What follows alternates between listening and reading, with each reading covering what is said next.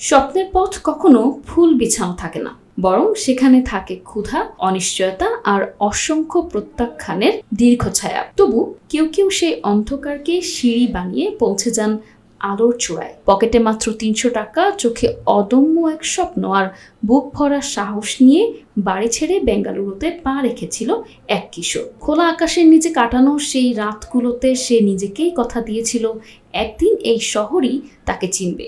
বছরের পর বছর সংগ্রাম, পরিশ্রম আর আত্মবিশ্বাসের সেই প্রতিশ্রুতির নামই আজ যশ, যিনি কেজিএফের হাত ধরে বিশ্বজুড়ে পরিচিত এক সুপারস্টার।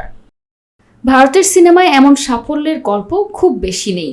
কর্ণাটকের সাধারণ এক পরিবারে জন্ম নেওয়া যশের বাবা ছিলেন সরকারি বাস চালক। সংসারের আয় ছিল সীমিত। একসময় তার বাবার দৈনিক মজুরি ছিল মাত্র ১৪ টাকা। সেই আয়েই চলত পুরো পরিবার। ছোটবেলা থেকেই অভিনয়ের প্রতি তীব্র টান ছিল যশের, কিন্তু অভিনয়কে পেশা হিসেবে নেওয়ার কথা পরিবার সহজভাবে মেনে নিতে পারেনি।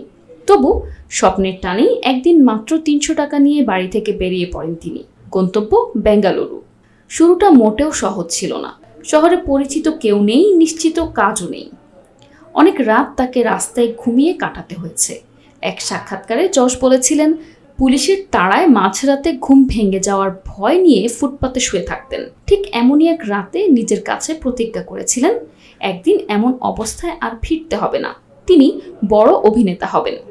সেই স্বপ্ন পূরণের পথ অবশ্য দীর্ঘ ছিল। থিয়েটারে কাজ, ছোট ছোট চরিত্র, টেলিভিশন ধারাবাহিক, ধাপে ধাপে এগিয়েছেন তিনি। জনপ্রিয়তা আসতে শুরু করে কন্নড় চলচ্চিত্রে। তবে গোটা ভারতের দর্শকের কাছে তিনি পরিচিত হন কেজিএফ সিরিজের রকি ভাই চরিত্রে।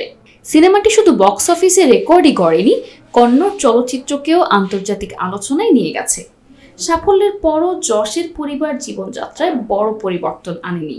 বিশেষ করে তার বাবা দীর্ঘদিন বাস চালকের চাকরি চালিয়ে যান।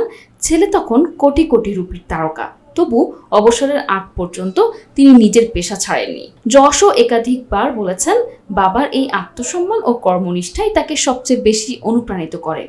এখন যশের সামনে আরো বড় চ্যালেঞ্জ। তার অভিনীত টক্সিক নিয়ে দর্শকের প্রত্যাশা তুঙ্গে। পাশাপাশি তিনি শুধু অভিনেতা নন, প্রযোজক হিসেবেও যুক্ত হয়েছেন রামায়ণ ছবির সঙ্গে। বিভিন্ন ভারতীয় গণমাধ্যমের প্রতিবেদনে দাবি করা হয়েছে, ২ পর্বে নির্মিত এই প্রকল্পের সম্ভাব্য বাজেট প্রায় ৪,০০০ কোটি রুপি, যা ভারতীয় চলচ্চিত্র ইতিহাসের সবচেয়ে ব্যয়বহুল নির্মাণগুলোর একটি হতে পারে।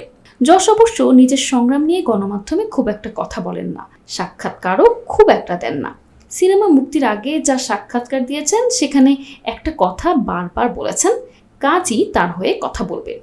যশ বর্তমানে ৫৩ কোটি টাকার সম্পত্তির মালিক। অভিনেতার মাসিক আয় ৫৫ থেকে ৬০ লক্ষ টাকা, অর্থাৎ বার্ষিক আয় ৭-৮ কোটি টাকা। তবে ছবিতে চড়া অঙ্কের পারিশ্রমিক নেন তিনি। প্রতিটি ছবির জন্য ২০ থেকে ২৫ কোটি টাকা পারিশ্রমিক নেন যশ। বিলাসবহুল জীবনযাপন করতে ভালোবাসেন যশ। বেঙ্গালুরুতে বিলাসবহুল এলাকায় ডুপ্লেক্স আবাসনে থাকেন যশ। গাড়ির সম্ভারে রয়েছে মার্সিডিজ বেঞ্জ, অডি, বিএমডব্লিউ এর গাড়ি। অভিনয়ের পাশাপাশি সমাজ সেবাও করেন যশ। নিজের স্বেচ্ছাসেবী সংস্থাও রয়েছে তার। স্ত্রী রাধিকা পণ্ডিত ও ২ ছেলে মেয়ে আইরা ও আয়ুষকে নিয়ে সংসার যশের। অভিনেতার বাবা মাও তাদের সঙ্গেই থাকেন। ডেস্ক রিপোর্ট, ভোরের ডাক।